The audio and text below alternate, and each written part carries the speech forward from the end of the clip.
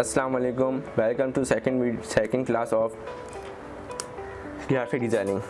पहली क्लास में भी आपको बता दिया गया था कि हमारे कोर्स की शुरुआत इलस्ट्रेटर से होगी, तो आज हम इंशाअल्लाह ताला इलस्ट्रेटर पढ़ेंगे और जानेंगे कि इलस्ट्रेटर में क्या क्या बातें हैं जो हम पहली क्लास में पढ़ेंगे। और आपको पहले बता दूं कि भाई आपको आज की क्लास में एक असाइनमेंट मिलने वाला है जो आपको करना बहुत ज़रूरी है, क्योंकि आपने परफेक्ट होना है इस चीज़ में और इंशाअल्लाह ताला अगर आप करते रहे तो बहुत जल्द परफेक्ट हो जाएंगे और अर्निंग के काबिल भी हो जाएंगे।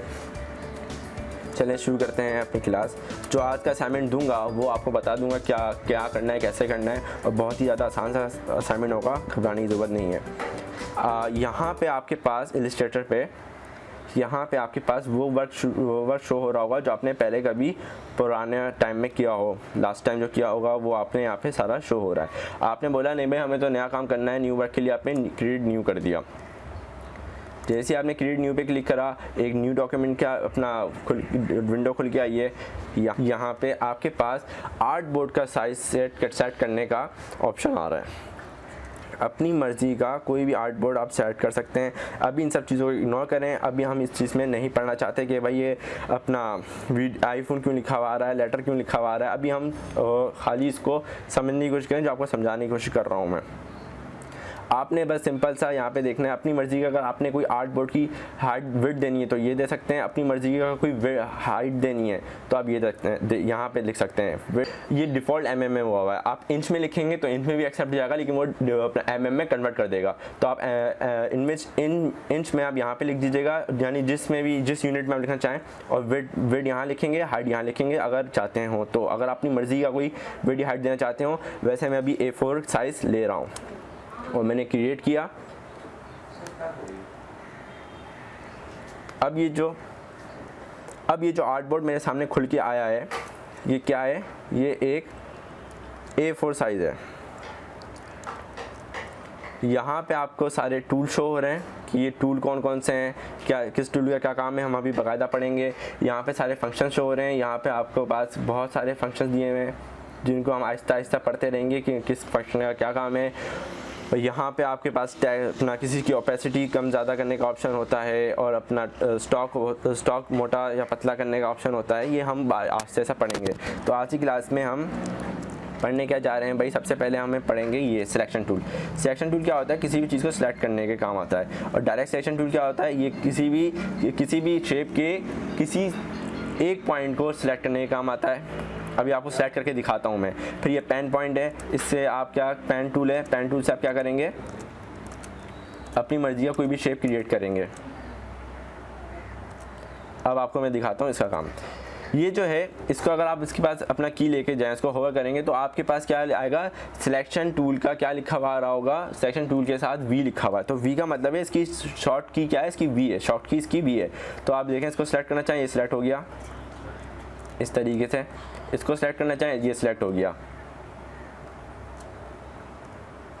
और फिर डायरेक्ट सिलेक्शन टूल का क्या काम है? डायरेक्ट सिलेक्शन टूल जैसे ही आपने लिया तो यहाँ पे पॉइंट बने में आ गए। अब अगर मैं इस पॉइंट को सिलेक्ट करता हूँ तो ये देखिए, ये सिर्फ एंकर को, इसे पॉइंट नहीं सॉरी इसे एंकर कहते हैं, ये सिर्फ इस एंकर को सिलेक्ट कर रहा है, सबको सिलेक्ट नहीं कर रहा। अगर मैं शिफ्ट दबा के दूसरा एंकर भी सिलेक्ट कर लूँ, दूसरा एंकर भी क्लिक कर दूँ तो क्या होगा? फिर ये दोनों एंकर एक साथ मूव करेंगे अगर हम इनको सिलेक्ट करके मूव करना चाहें तो।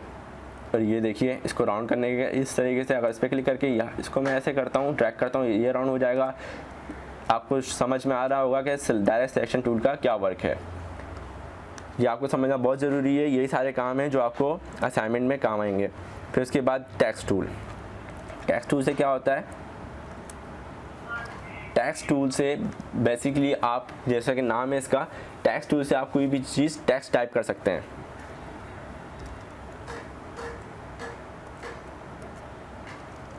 यहाँ लिख दिया मैंने फेसबुक।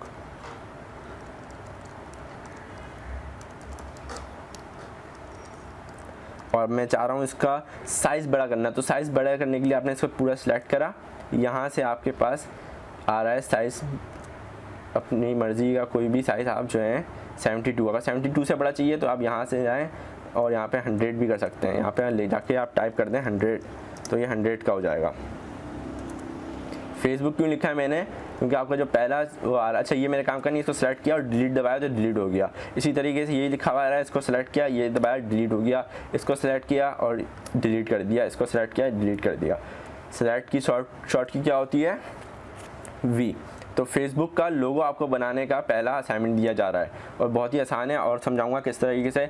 फेसबुक का जो लोगो होता है बेसिकली वो एक सर्कल होता है, सर्कल के अंदर जो है वो एफ लिखा हुआ होता है और उसके अंदर ब्लू कलर का कलर दिया हुआ होता है। तो ये आपने लोगो बना के लेके आना है, आपको बनाना बहुत ज़रूरी है। आपको अंदर से अगर आप एक चीज़ बनाएंगे ना, मोटिवेशन आपको अंदर से आएगी, मोटिवेट होंगे आप कि यार हमने अभी खाली 2 क्लासेस ली हैं और फेसबुक का लोगो बना के दिखा दिया। तो आपको ये मोटिवेशन बहुत ज़रूरी है। आप मोटिवेटेड रहिए, कोर्सेज के साथ कनेक्ट रहिए, इंशाल्लाह ताला आप एक ना एक दिन ग्राफिक डिज़ाइनर बन जाएंगे।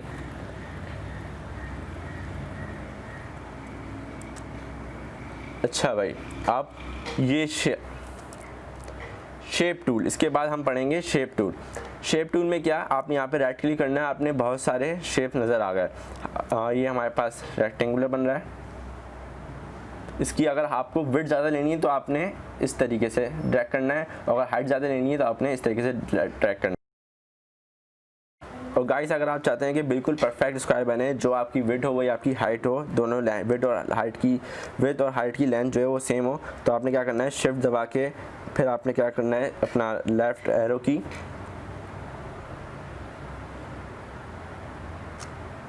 लेफ्ट क्लिक दबा के आपने इस तरीके से बना देंगे आप।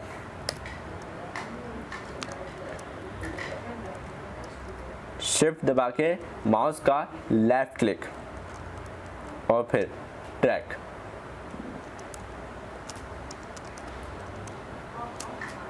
ये किस चीज़ का तरीका है? परफेक्ट स्क्वायर बनाने का। अब अगर आप चाह रहे हैं सर आपने फेसबुक का लोगो दिया है और फेसबुक के लोगो में जो है वो यूज़ होता है सर्कल, तो सर्कल कैसे बनेगा? तो आपने सिंपल इसी शेप टूल में जाना है और यहाँ पे जाके आपने इलिप्स टूल में क्लिक करना है और फिर शिफ्ट दबा के फिर क्लिक और लेफ्ट क्लिक दबा के ड्रैग करना है। ये बन गया सर्कल। इस सर्कल में ब्लू कलर कैसा करेंगे, यहाँ पे आपको ब्लू कलर का ऑप्शन दे रहा है, यहाँ से आके आपने ब्लू कलर में जाके चूज़ कर लेना है। ये आपका ब्लू कलर हो गया। जिस तरीके का भी आपने ब्लू कलर करना हो। अच्छा, और कलर मूड समझाया था, कलर मूड कैसे सेट करना है? कलर मूड यहाँ से सेट होता है, फाइल में जाएंगे आप, डॉक्यूमेंट कलर मूड में जाएंगे और अपना RGB करेंगे, क्योंकि हमें ये क्या कंप्यूटर स्क्रीन पे चाहिए। RGB कलर मूड कर दिया है हमने और इसका कलर, और अगर आपने अच्छा ब्लू करना है तो आप और अच्छा ब्लू कर सकते हैं फेसबुक टाइप का।